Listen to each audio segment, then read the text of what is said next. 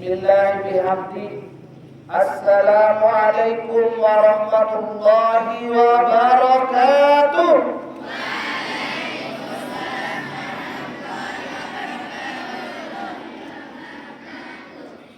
Alhamdulillahi rabbil alamin. Sayyidina Muhammadin abil qasimil amin. Allahumma salli ala Sayyidina Muhammadin fil awwalin wal akhirin wa quli ashabihi kiram ajma'in. Amma ba'd. Yang kita sama-sama hormati dan muliakan Bapak Kepala Sekolah MTSN Loy Penaka, Bapak Kepala Sekolah MIN Loy Penaka, Ibu Kepala Sekolah RA Mardorillah Loy Penaka, Bapak Ibu guru, kita doakan beliau semua.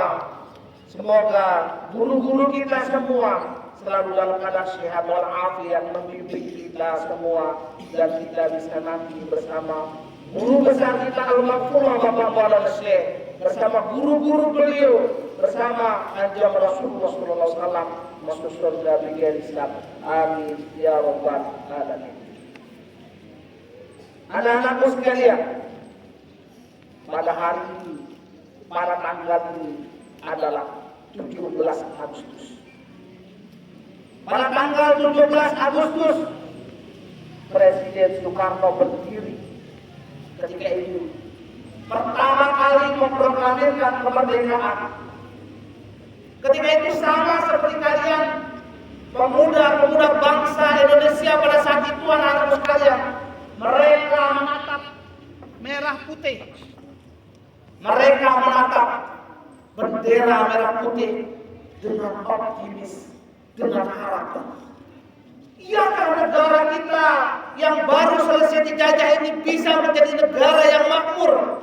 Itu pandangan mereka 81 tahun yang lalu, anak-anak sekalian. Ketika harapan mereka dulu ingin membuat Indonesia menjadi negara yang kaya raya, menjadi negara yang makmur dan sentosa. Dan sekarang 81 tahun, anak-anak sekalian, kita bisa menikmatinya. Kita bisa merasakan kemerdekaan. Saya mengutip dari bukunya Bung Karno yang berjudul Jas Merah.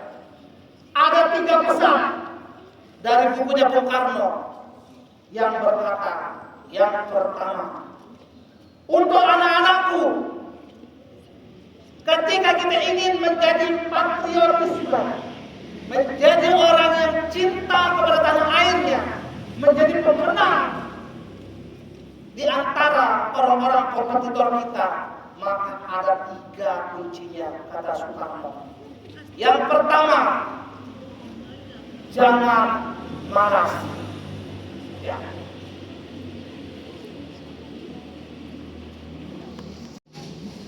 Perhatikan.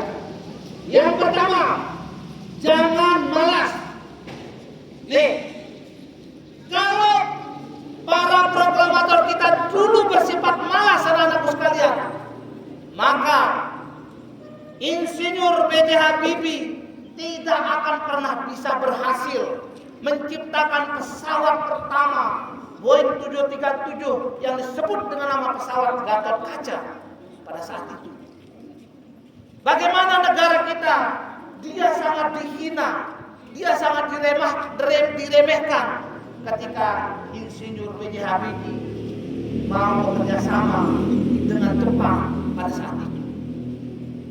Dia diremehkan, tetapi dia tidak mau bersifat malas. Akhirnya terwujud pesawat pertama Indonesia, namanya Gatot Kaca, berhasil mengudara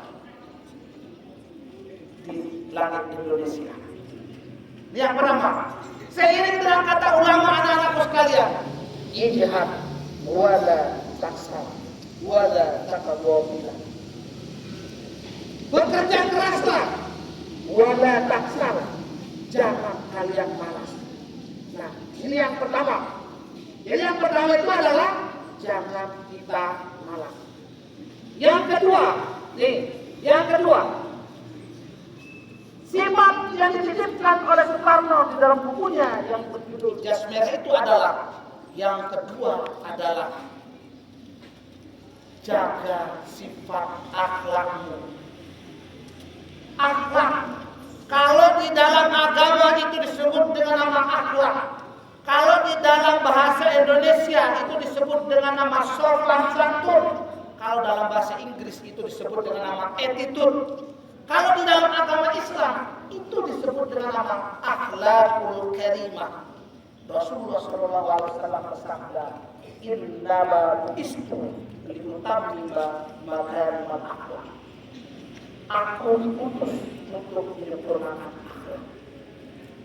Anak-anakku sekalian, tidak ada artinya kalian memiliki ilmu yang tinggi. Tidak ada artinya kalian memiliki disiplin pengetahuan yang tinggi. Tetapi kalau attitude-mu, akhlakmu, sikapmu tidak baik, maka kalau di dunia kerja kamu bisa di PHK anak sekalian. Apalagi bersama bapak ibu gurumu. Nah, ini apalagi bersama bapak ibu gurumu. Sehingga alhamdulillah kita di lingkungan pondok pesantren setiap pagi anak-anak yang di MI sudah diajar untuk sholat Jumat. Setiap pagi anak-anakku yang di MTS sudah diajar doa pagi, membaca ayat-ayat Al-Quran. Apa itu tujuannya anak-anakku sekalian? Untuk menciptakan akhlak yang mulia. Dan yang terakhir anak-anakku sekalian, pesan Soekarno, yaitu memiliki cita-cita yang tinggi.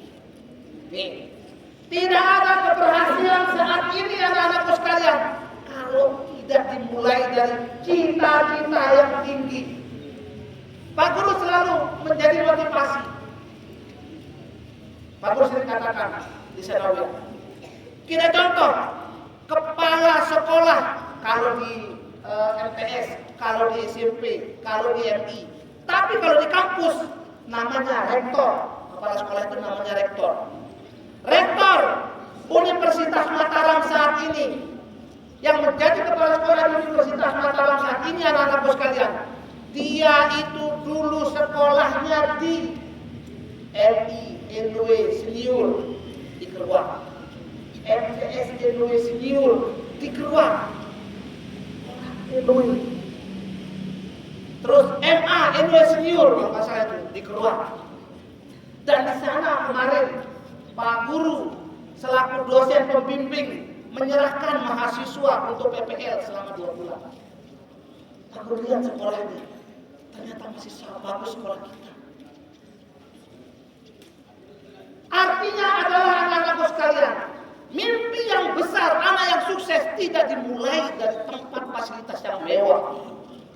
Soekarno, dia menjadi pembicara presiden pertama Indonesia, dia tidak lahir dari orang yang mewah. Soeharto, dia lahir dari seorang petani. Gus Dur, dia lahir dari pesantren ketika menjadi presiden. Nah, saya berharap nanti Bapak Ibu guru kalian berharap, siapa tahu ketika Bapak Ibu guru kita semua melihat kalian, ketika kita sudah tua nanti, melihat kalian menjadi anak-anak yang sukses, anak-anak sekalian. Berprinsiplah Pak Guru bangga melihat kalian akan mengangkat bendera merah putih ketika menjadi pemenang Olimpiade tingkat nasional.